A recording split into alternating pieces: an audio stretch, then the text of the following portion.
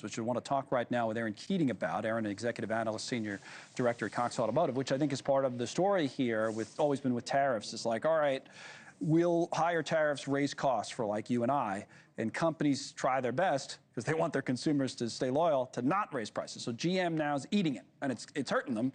How long can they stand to do that, I wonder? Well, we know that they actually said that the forecast for the year would be $4 to $5 billion impact from the tariffs, and we saw $1 billion hit in the first half. So we do anticipate that it will go up higher.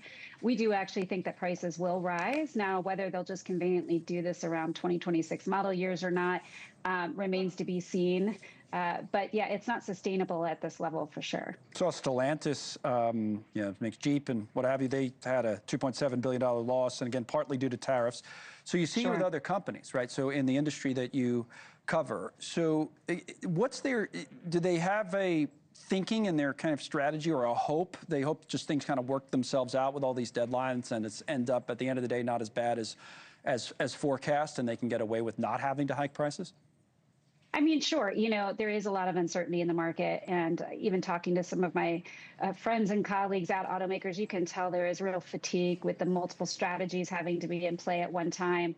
I mean, to wait until model year, again, that helps because that's a time of year when people are used to seeing prices increase. And so that's a clever time to sort of bring in any kind of increase you need.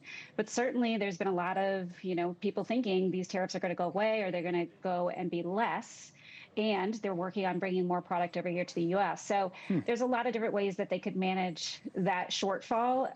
And I think it will get trickier if we can't get some answers on August 1st.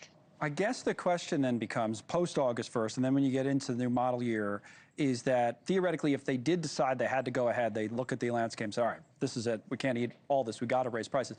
What would an increase look like for an average car, do you think? Like, say a $40,000, $50,000 car, like how much do you think they'd have to hike prices? I mean, we've been estimating around a 4 to 8% increase in all on average. 8% is about the top max that anyone can really go for there to still maintain some demand in the market. But this is a market share fight right now. They're all looking at each other, wondering which one's going to blink first. They don't want to lose that competitive share, like you said. So it's going to be a tricky line to walk as they get the news about which tariffs are going to stick and which ones will go away. For now, they just make less money. Aaron, thank you. Yeah, it's on them, not on us yet. Aaron Keating, good analysis. Thank you very much.